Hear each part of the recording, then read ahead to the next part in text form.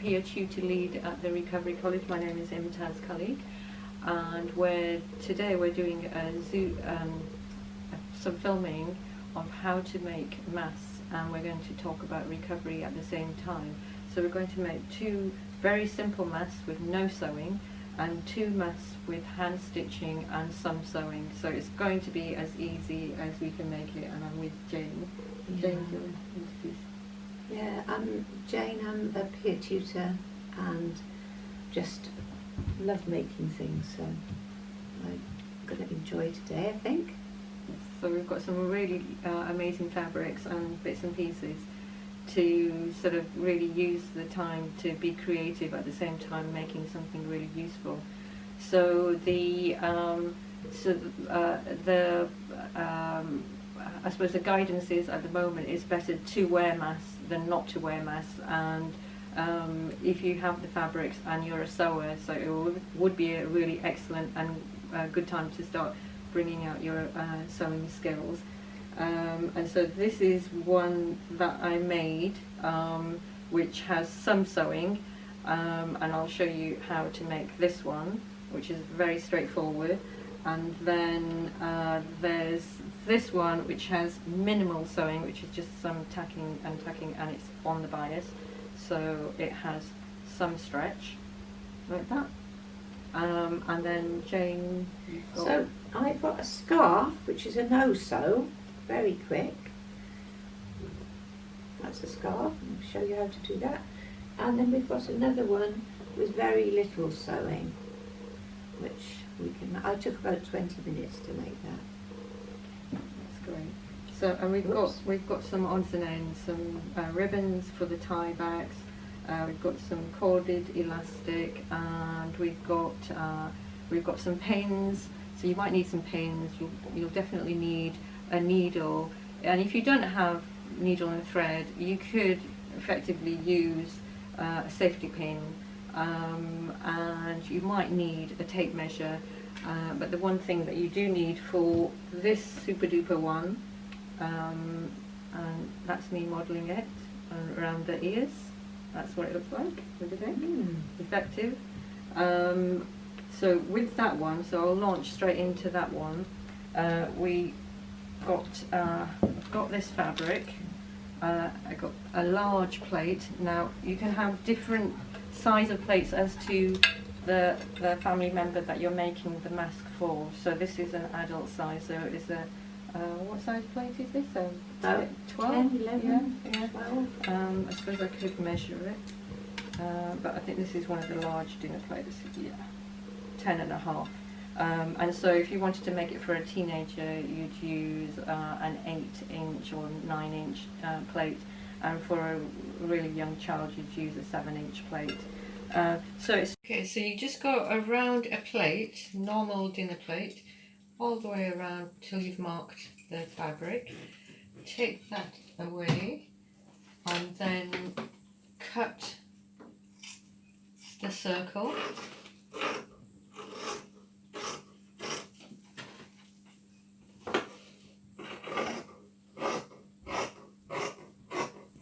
Okay, so then you'll have two circles, so you've got quite a few you can make. Fold that over and cut in half. Then get a needle, thread it up, stitch little running stitches all the way around the outside of the circle. So coming towards the end of the circle, the top of the circle, just do 2 little stitches, leave a couple of centimeters gap, and then continue stitching towards the end. Do 2 little stitches there.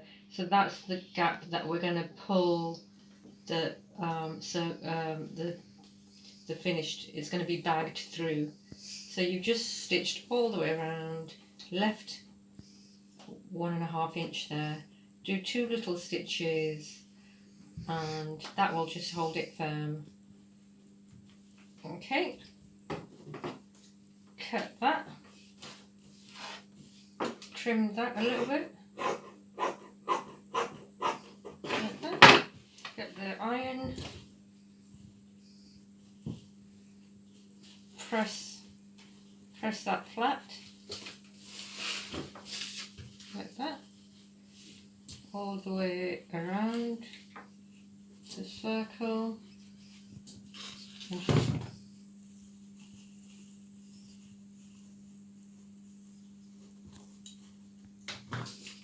press the seam flat. So press the seam flat all the way around, like that,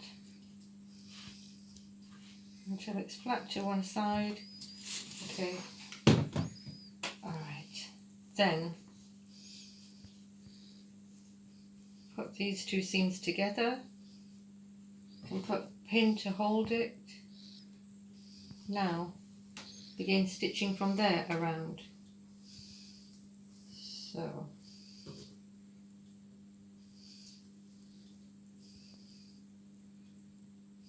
two little stitches will hold it, and then stitch all the way around this bottom end. So just coming towards the end of stitching the bottom there, go all the way through, and then just do the two little stitches that will just hold it in place, like that.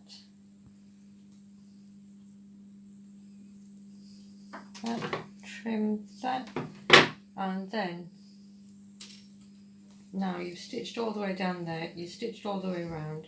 Now remember that little hole that we had. Now that is what's going to be, everything is going to go through that hole, and then you turn it through, and then you just press all the way around just to make sure that the edges are nice and flat. And then you can just shape it a little bit as well on the tailor's hammer if you've got anything else you've got. And then you're turning the little corners, and you can press those, makes it easier to stitch. So you press those down and press both sides, and that's where the elastic's going to go through. So you then do a few little stitches just to hold those little corners down. So you're just stitching 1, 2, and if you do the two little stitches as well, that'll just hold it in place. So now you've got two little holders for the elastic to thread through, and you trim the thread and then just weave the elastic through the little holders, and you can tie the elastic. And just measure how much you need, because you don't want that elastic to be too tight, because then it'll just really hurt your ears and it's going to be uncomfortable. So measure how much elastic you need, and you just tie that, and then you can tuck that through into, once it's nice and tight, it can be hidden in the little flaps. So it's there, it's hidden, and you've got two elastics, and then you can put that on.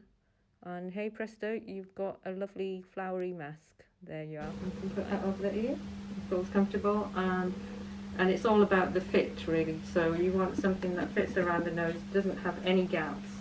So the important thing is not to have gaps in between the top and the bottom, and those are the sort of the guidelines. Yeah, we've got to wear them on the tubes. These would or public transport actually. So everybody will have to have masks, so why not have a fun? Yeah, so they've got a really fun summery one. And then also started sort of making one from a bias cut piece of fabric. So and bias cutting is you just cut, so you've got your straight of grain, your warp threads and your weft threads. If you cut it at a diagonal, it becomes stretchy, so any fabric cut on the diagonal becomes stretchy. And because it's stretchy, that's not going to fray, so that won't fray, so you don't need to do anything with that. So that's really good. You could put tape around it, or you could hem it, but that's not going to fray. So all I did there was just gathered it, gathering stitch, and then you can use elastic or some ribbon. So you just get your ribbon and tuck and stitch onto there, and either side you can get some ribbon and just stitch it on, and then that will create your ties, and you've got a really nice autumny mask. So and then you can sort of decorate it with things and do and you can use whatever type of printed fabric that you want. So you could have one with patterns or something that sort of says more about your personality that you want to express. Or I saw someone this morning when I was walking here to work, and he had a sort of very city look, and then he had paisley. He had a paisley one You on. had pinstripe masks, didn't you? Yeah, so you can do whatever you like with it, really. But as long as it's snugly fitting, that's the main thing.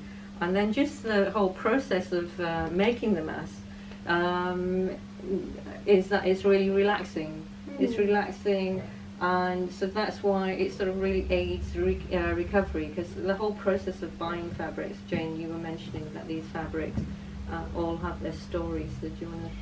Oh, well, I was running a kids project last year, and I just asked a friend of mine for some bits, so she gave me this lovely stuff, which I thought I'd make into a mask, but I've got all sorts of other funny stuff. This is from the garden, which is just weed killing fabric, but it's really good actually, because it doesn't let much through. So yeah, anyway, this I don't know where. One of the masks I've made here was just literally a bit of old fabric floating around the house. I'm not even sure where it came from, but it has been washed and it's quite clean. Yeah, it looks really nice. Yeah, so it's really nice just to get engaged in something that you can just concentrate on for a bit, and then you've got something at the end of it. Yeah. And it's really nice and satisfying. You're not wearing the same mask as everybody else. Yeah, it's really nice kind of little thing to do. And we were It talking made it for your friends as well. Yeah, and we were talking that it's sort of it's a distraction, so for your brain. So it gets you thinking in a different pattern. So if you've gone into rumination and you're sort of just going over and over the same ground, as soon as you start doing something with your hands, it's a real distraction, like you said, Jane. Yeah. And also it sort of gives you the opportunity to have new neurons, so new patterns, New circuits. Yes. So if you look at neuroscience, it's sort of like neuroplasticity. New circuits start going, and that's why creativity is so good, because it just releases the old patterns and you go into new. And also you're using your senses, because you're using your sense of touch, your sense of sight, possibly not the sense of smell, but there's a lot of senses being used there, so it sort of acts a bit like mindfulness as well. And also you're making something that's going to be useful, especially now. It's a nice sense of completion, isn't it, when you've done something and you've completed something yourself. I think whatever you sew, or whatever craft you decide you like to do, knitting, woodworking, painting, anything. Once you've finished something, it's a really nice sort of wholesome feeling, achieving something yourself. So it sort of builds your self-confidence a bit as well, doesn't it? Yeah. Say, oh, this is mine, I've done this. Yes, so everybody will ask you. So it's people, like a statement piece. Yeah, people say, oh, where did you get that? I like your mask. Yeah, and also I think something that you were saying there just made me think of something, which is that it just makes you, well, we were talking about the distraction, but also creating something new. You put something new into the world, although we're all doing the same sort of style. Well, these are 3 different styles there. Well, it's a bit of a challenge as well, isn't it? Yeah. To just take it on, because I could quite easily be looking at that mask there, thinking, oh, that's a lovely mask, and then say, but I'll just wear this mask. Yeah. But actually, it is achievable. Yeah, and also it sort of taps into problem solving, so you have lots of things that you have to solve along the way. So, for instance, the fit, and so there's things that you're sort of thinking of along the process, and also like I say, that the fabric has its story as well. So yeah, that one I forgot to tell you about. That one. That one came from. That one came from the Gambia. Not Senegal. I've got another one that came from Senegal.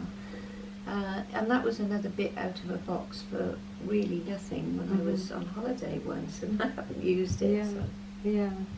And then these are things you could use for ties, but I was involved in a project as a volunteer, and they were shutting down shops, so I grabbed some bits like this. So, yeah, that was a good find as well. Yeah. But you just, if you're aware, you can always pick up bits and pieces, all sorts of other things, old tea towels, anything you could use.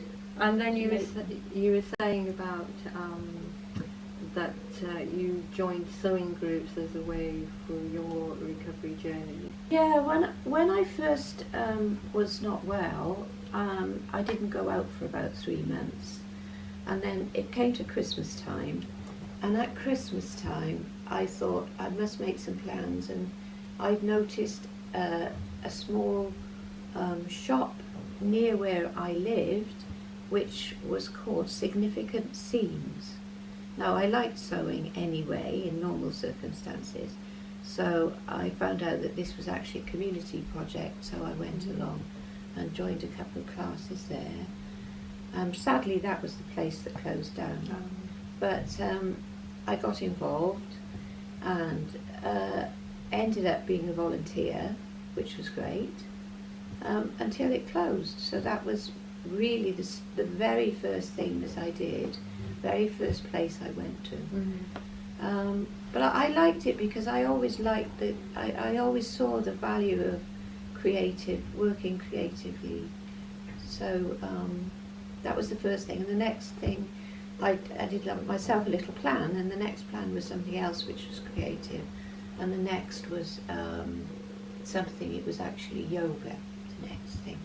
So I did one week by week, I added one thing onto the next. And eventually, after about, I don't know, maybe a year or so, 18 months possibly, I was able to get a part-time job. But a lot of what I had been doing was quite creative in that period. I made myself a couple of dresses on the back of doing this project here. Simple dresses, but it was a big challenge, but it was great to think, I've had a little hand in the design and I've been able to do it. So to me, it's something really, really useful. It's not just practical in the sense that you could achieve something. It's practical in the sense that it does something for you. It takes care of you as well, I think. Yeah, and I've had over 20 years of being a bespoke tailor, and I've always found that it's sort of I get a sense of flow when I'm working. So if I'm sort of working on something, ideas start coming, and I start thinking, I can use this fabric. So excitement, I can use this fabric and do this with it. And then turning it, as you say, once you've turned it into something, it's that idea of sense of achievement, accomplishment, and then something that you can share with others as well. So you can sort of say, I've made you this, and then you've made something for someone, just the sort of sense of time just going by really fast, but also sort of a sense of being in community. So in my studio I teach, so I'm sort of with people, teaching them the skill, so you're passing on something as well. That's a lovely thing to do when you pass it on, isn't it? I think when you're working, you kind of, you were saying about being creative, I think that happens to me as well, because on one hand I'm really absorbed, but it's as if the being absorbed almost allows you to be creative. It allows that part of your brain to be creative. Yeah. And you mentioned earlier knitting as well, and they say that the act of the sort of repetition is the soothing thing. So that's the thing. It's just the sort of knit one, purl one, and just that repetitive, repetitive action. And so that there's a lot of sort of knitting groups, and there's lots of sewing groups, and we work with the Working Well Trust, and there's Sew and Support, I think, or one of the projects. So there's loads of sort of groups that you could join and do this. But at the moment, with the social distancing, it's all virtual. Yeah. So with this, we're doing a Zoom call. So any questions that you have about making your mask, you know, draw around the plate, cut it round, cut it in half, stitch half of it, leave the little gap, and then cut the middle, you know, and then stitch the bottom, turn it through, do the little corners, and then you've got this mask. And then this one was on the bias, and then the two easy ones. I'm going to do this one next because it's really, really easy. It's just a scarf. It's sort of concertina down or folded over, whichever way you like really.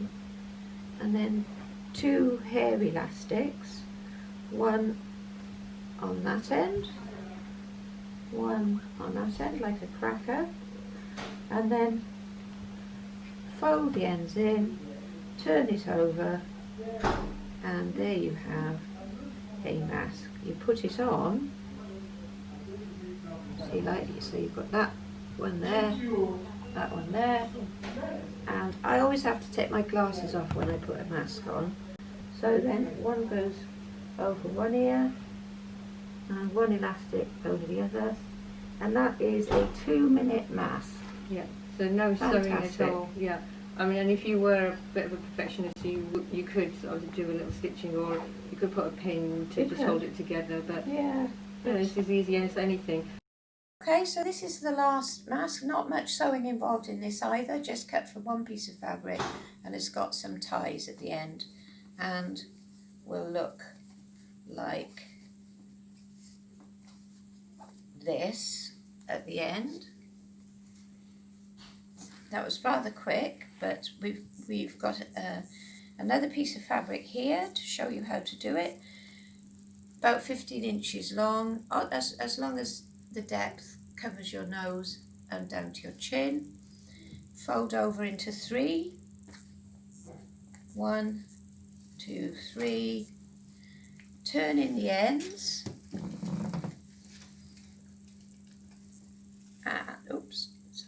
Turn in the ends, and then just, I'm not going to do this now, but just tack down the sides, leaving a little hole there, like that. So you leave a little hole at that end and a little hole at the other end.